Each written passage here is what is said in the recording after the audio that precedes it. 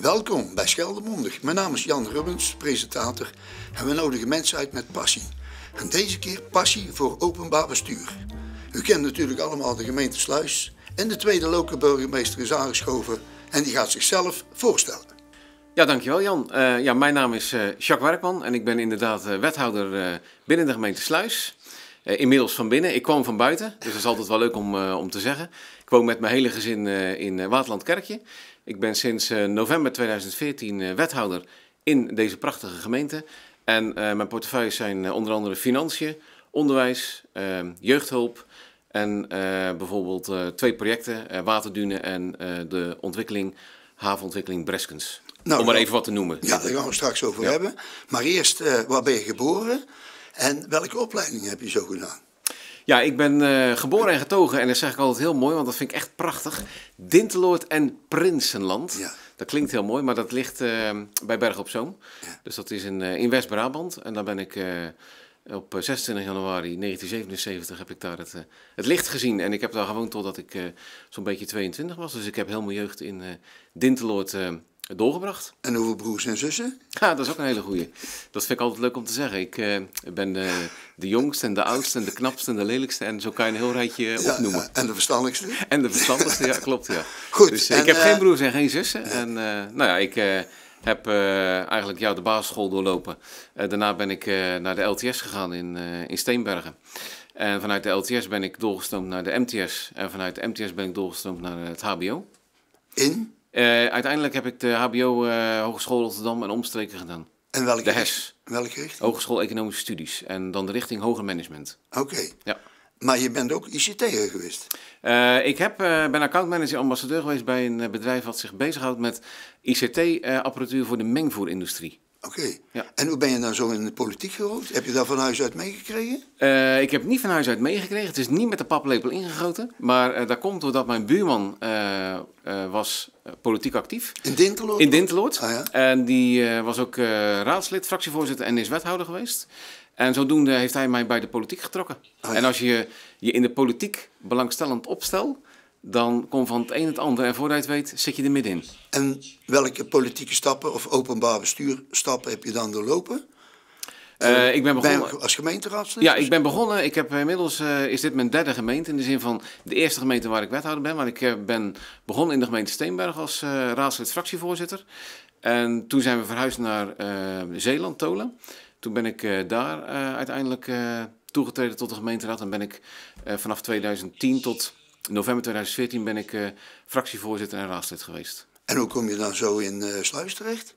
In Sluis ben ik gevraagd door de toenmalige fractie en vanuit de landelijke VVD. Er is een wethouderspool landelijk van de VVD waar je beroep op kan doen als je wethouder zocht of zoekt. En zodoende ben ik hier terechtgekomen en heb ik gesolliciteerd. Oh, dus dat is een platform waarbij mensen zich aanbieden als wethouder en gevraagd. Ja, nou, dat is een landelijke lijst. Daar kan van de VVD? Van de VVD. En daar kun je je voor aanmelden. Dan moet ik nog toegelaten worden op die lijst. En dus, meestal kijken ze ook even van wat heb je gedaan. Want ik heb ook binnen de VVD de topkadertraining gedaan. Oh, zo, en ja. Dan kom je automatisch in een aparte klas. Ja. En dan word je ook aangemeld voor die lijst. En dan is het bij profvoetbal jonge beloftes. Nou, niet jong. Nee, want het is niet. Er was ook in Sluis. Ik heb gesolliciteerd, maar ik wist niet of ik het wel of niet zou worden. Nee, maar ik bedoel met die cursus. Die cursus, die moet je doorlopen. En daar kan je jezelf voor aanmelden of je kan gevraagd worden. Oh, zo, ja. Goed, 2014 bij de raadsverkiezingen. Ik was erbij. Dat was natuurlijk heel mooi. Maar de gemeente Sluis die promoot zich ook goed, want we hebben een prachtig filmpje. Ja, zeker. Dat is heel mooi geworden. Ja, zullen we dat even naar gaan kijken? Ja, lijkt me leuk. Ja.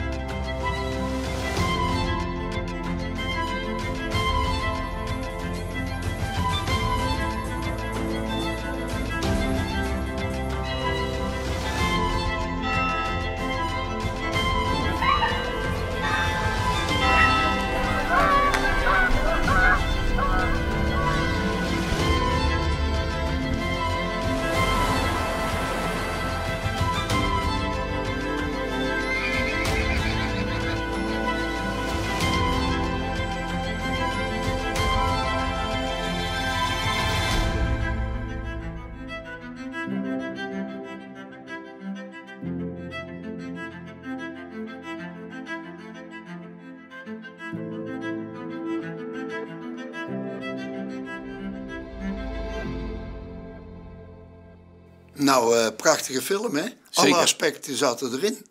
En vrij recent. Ja, hij is vrij recent en ja, we laten echt een diversiteit van onze gemeente zien. Hè? Van culinair tot strand, tot musea en een dagje winkelen, alles zit erin. Landbouw, ik zag het Landbouw, allemaal voorbij komen. ja. Schitterende beelden en heel mooi gemonteerd. Ja, super. Het is echt het is een mooie film. Ja. Nou, we hebben een aantal foto's toegestuurd gekregen. Ja, En aan de hand van de foto's gaan we het gesprek voeren. prima. Nou, volgens mij is de eerste foto van het MFC in Schoondijken. Ja.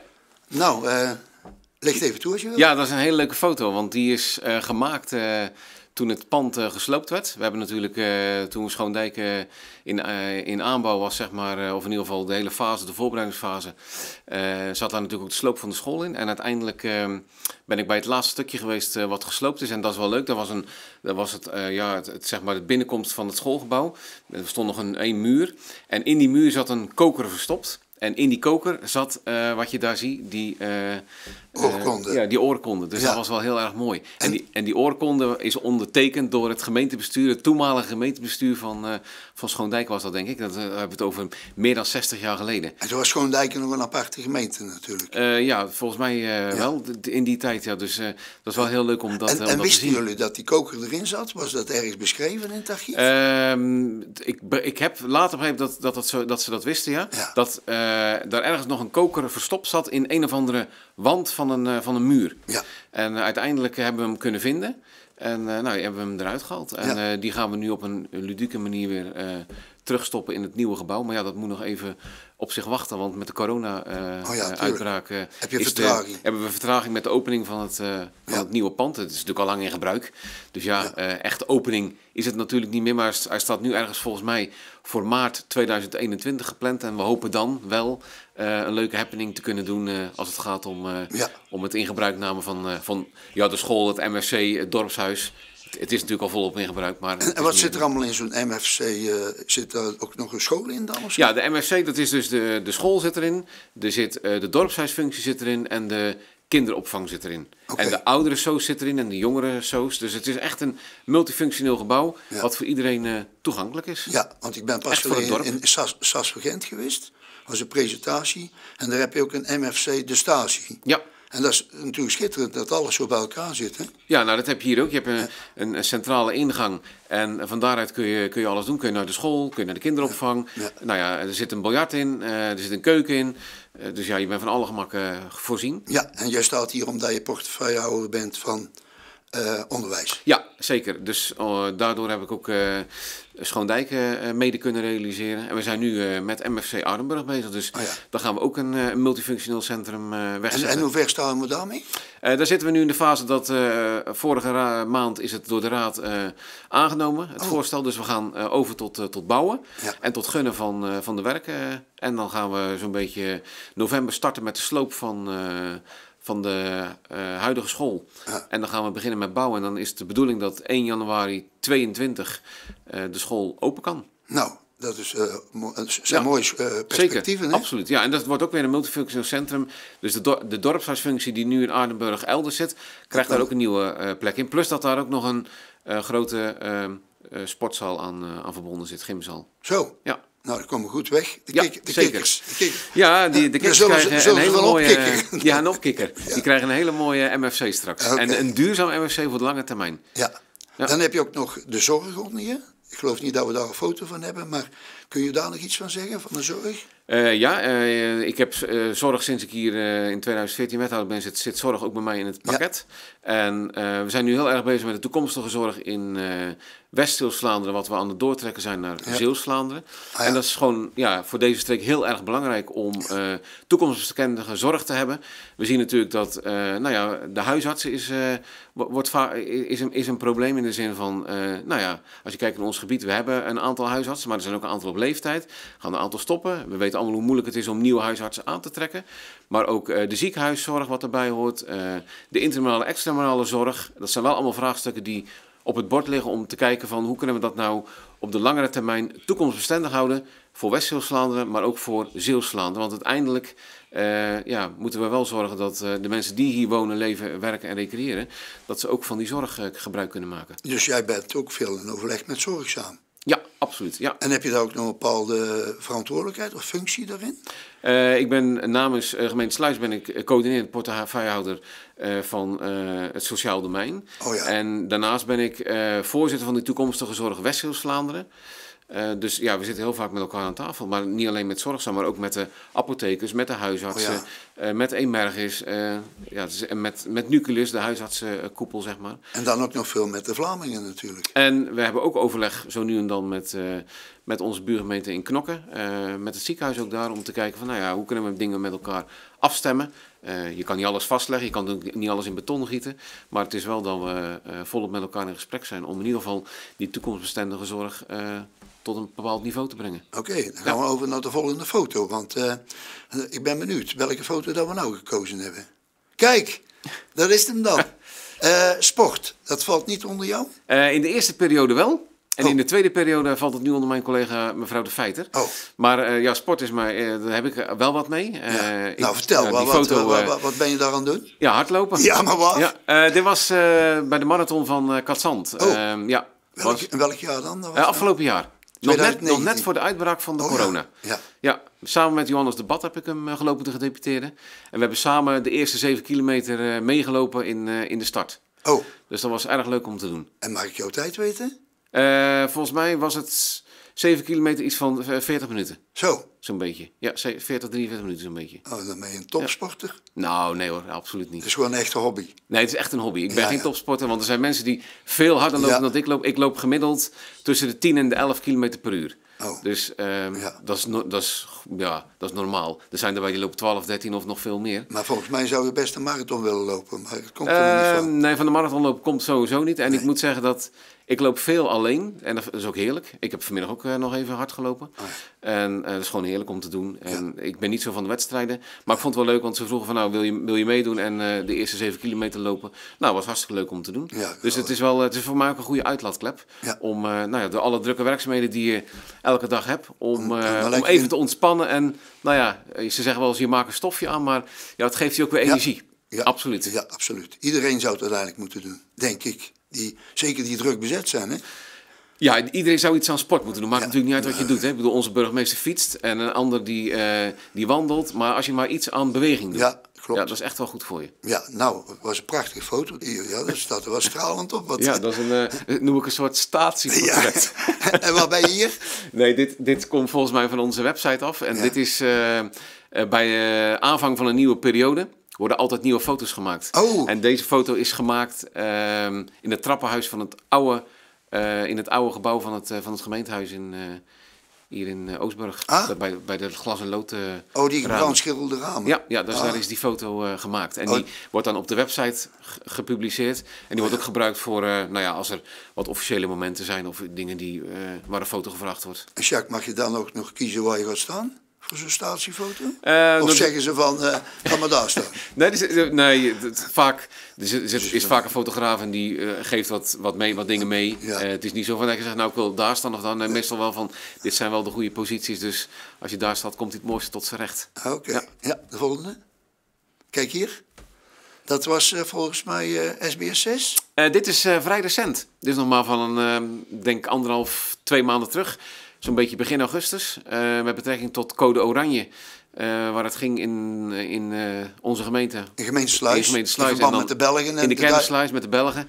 Opname SBS 6, wat dat doet met de hele economie en de impact van code oranje. Dus daar heb ik bij SBS 6... En weet je nog een beetje wat je toen gezegd hebt? Want ja, het verandert allemaal zo. Ja, ik weet wel. We hebben toen even kort gesproken over het feit van, dat het gewoon grote impact heeft. Code oranje voor het wegblijven van de Belgen. En dat was ook te zien. Ik heb daar nog even gelopen over de parkeerplekken. En je zag ook heel veel lege vakken. Ja. Terwijl in de maanden augustus het gewoon hartstikke druk is in Sluis. Normaal gesproken wel. Ja, en nu was het gewoon echt rustig. Ja. Dus dat was ook wel een item om links en rechts eens even te kijken van, er zijn heel veel lege vakken. Ja. Zijn er nog nieuwtjes dat je zegt van, daar wil ik het nog even over hebben? Ja, we kunnen het over heel veel dingen hebben natuurlijk.